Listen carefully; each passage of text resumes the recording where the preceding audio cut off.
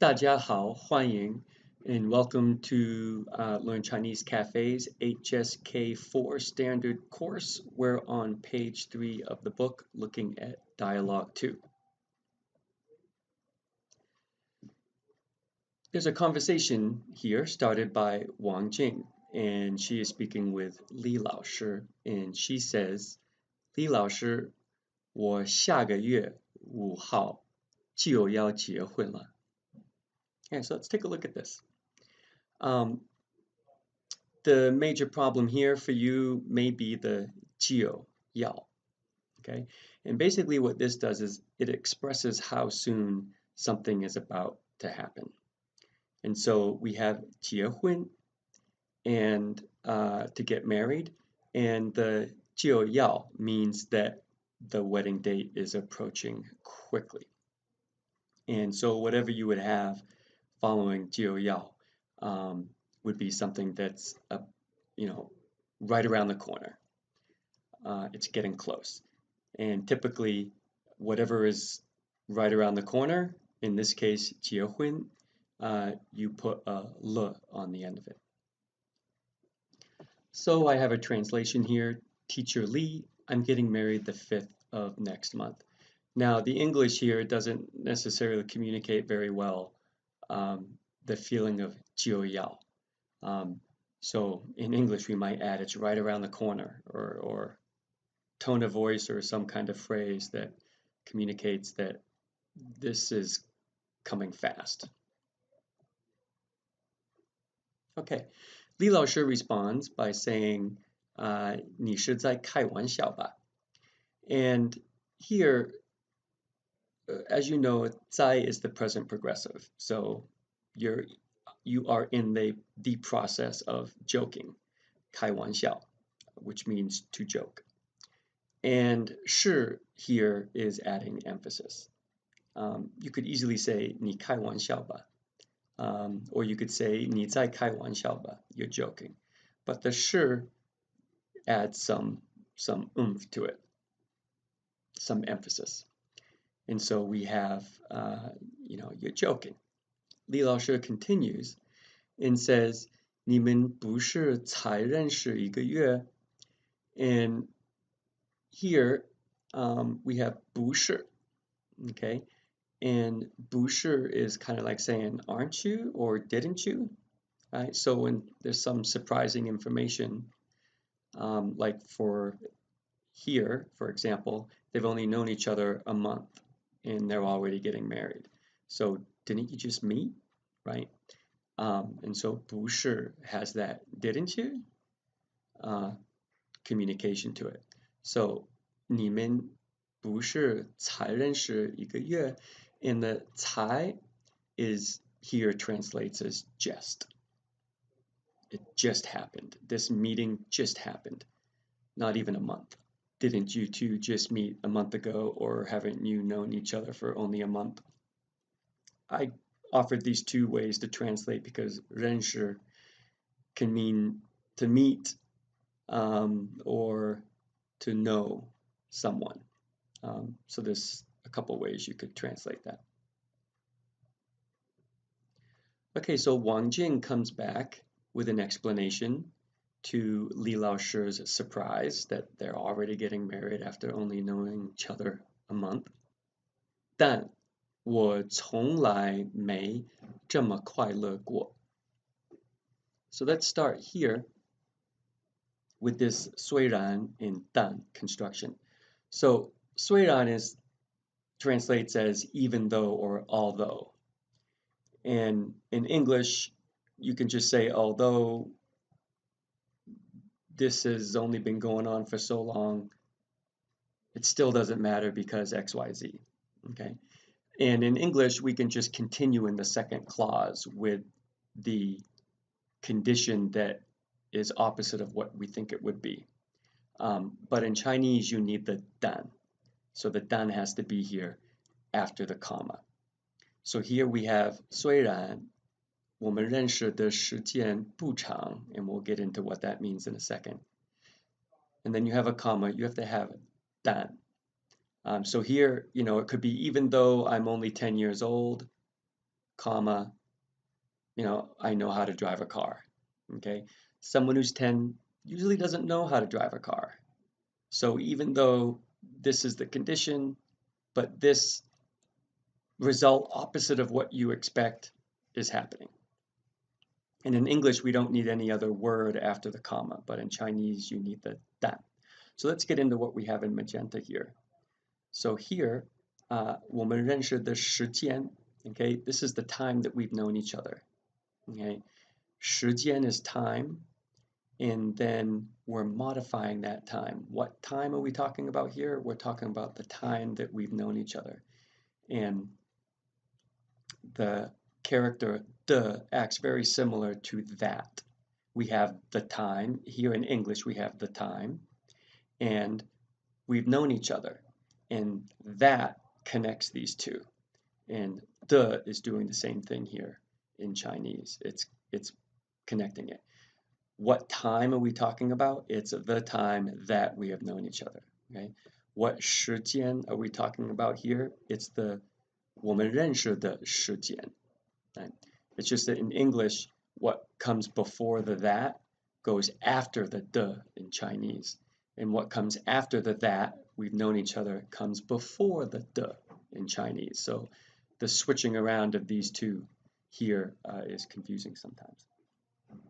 So 虽然我们认识的时间不长, even though we haven't known each other that long, and then we go into the result that's opposite from what should be, considering that they haven't known each other that long. And we'll take a look at that in just a second. I first want to give you some other examples of this clause here. So we have 做作业, right? Do homework. So we could have the time that we've been doing homework. 我们做作业的时间. Or we could have the time that we've been eating. 我们吃饭的时间. Or we could have the time that we have been reviewing for a test. 我们复习的时间. Okay, so those are some extra examples. And in this case, I don't think I've stated outright here that what about this time that we've known each other? It's 不长. So let's repeat these additional examples, adding 不长 to the end. So we can get a feeling for how that sounds. And one thing you're going to realize is I do a lot of repetition over and over again. The more you hear things, the more it's going to stick. So in our original sentence, we have 我们认识的时间不长. We haven't known each other that long, would be a good translation. So let's drop in 做作业. 我们做作业的时间不长. We haven't been doing homework that long. 我们吃饭的时间不长. We haven't been eating that long. 我们复习的时间不长. We haven't been reviewing that long. Okay, so we have 从来没 here, and here you see it together with an adjective in 过. And so the translation here is to have never, in this case, felt a certain way because we have an adjective. 从来没有 can also be used with a verb, just so you know. Like I have never been to Boston, or I've never went to Boston would be an example, but we won't cover that here. We're going to see how it works with an adjective. So here we have 但我从来没这么快乐. So 这么 is so, to show an extreme degree. So we have 快乐 is happy. 这么快乐 is simply so happy, right? I have never been so happy. Okay? 但我从来没这么快乐过.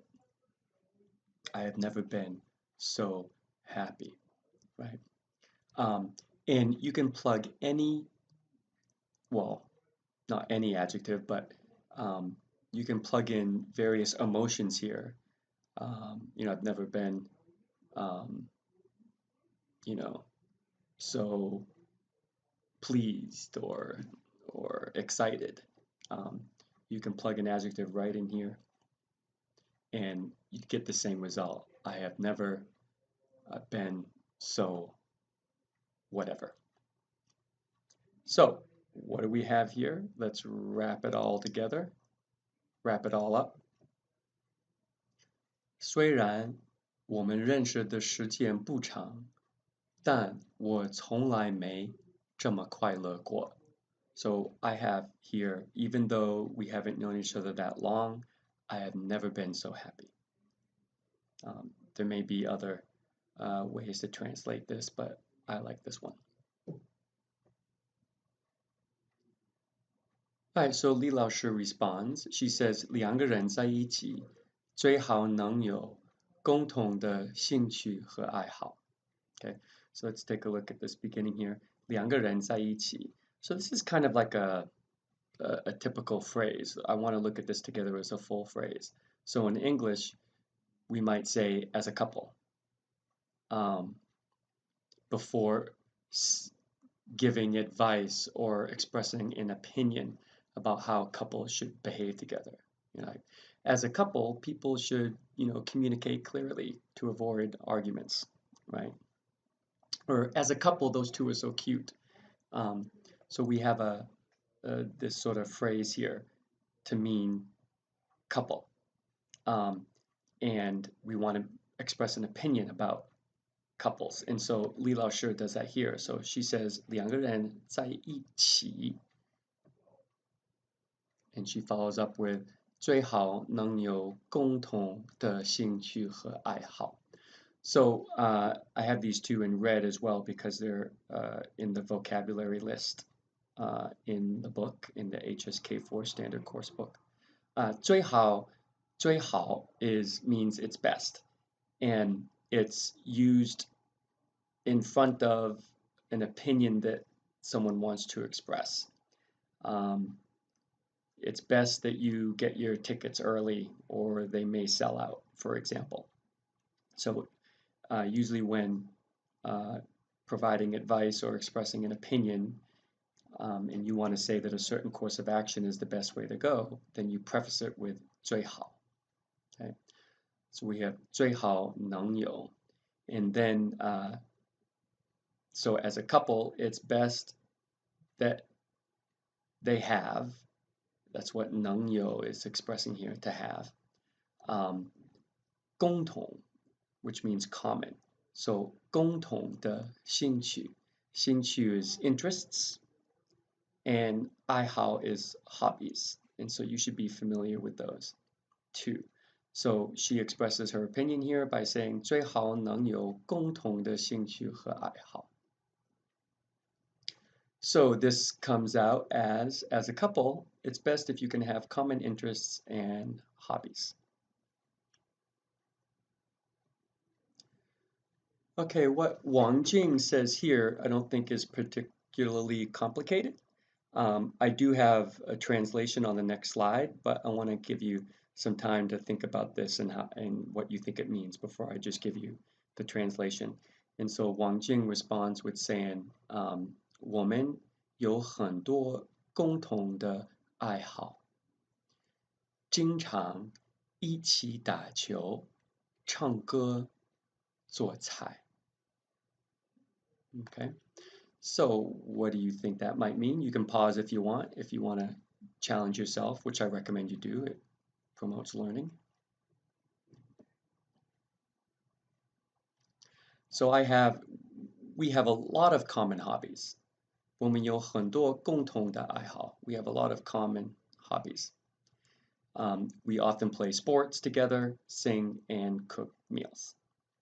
Li Lao Shi responds with 看来你真的找到适合你的人了，祝你们幸福. Okay, again, 看来你真的找到适合你的人了，祝你们幸福. Alright, so let's break this apart here. So first we have this 适合, and this is in the vocabulary list in the book. And I want to look at the whole phrase, 适合你的人. And this phrase translates as the right person for you. The literal translation of 适合 is suitable. Okay, so we could say the suitable person for you, but that sounds kind of funny in English. We usually say the right person for you. Um, Keep in mind that in Chinese, you wouldn't want to use the word that we typically use for right or correct, because that would sound kind of funny.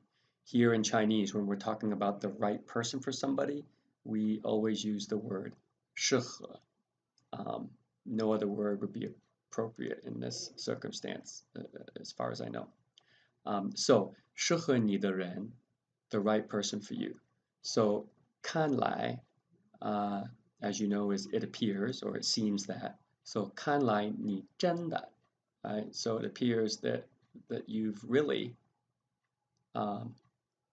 found the right person for you. And I've got the little construction here and some examples. So here I have the phrase translated as the right thing for someone. 适合你的工作 or 适合你的衣服. Alright, so we could say 看来你真的找到适合你的工作. It appears that you've found the right job for you. Or 你找到适合你的衣服. You found some clothing that looks good on you. Right? So when we're talking about something, a person is suitable to be a life partner, or a job is suitable for you, or clothing fits you nicely, in Chinese we use 适合. And then here, at the very end, 幸福 also appears in the vocabulary list. And so we have 祝你们幸福. I wish the both of you happiness. Very common Chinese phrase. And so here you would plop in a pronoun or an individual to whom you are wishing happiness. So I have the full piece right here. 看来你真的找到适合你的人了。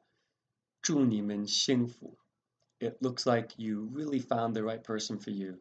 I wish the two of you happiness. And that concludes this dialogue. Check back in soon for the third dialogue in the HSK Standard Course book. 再见。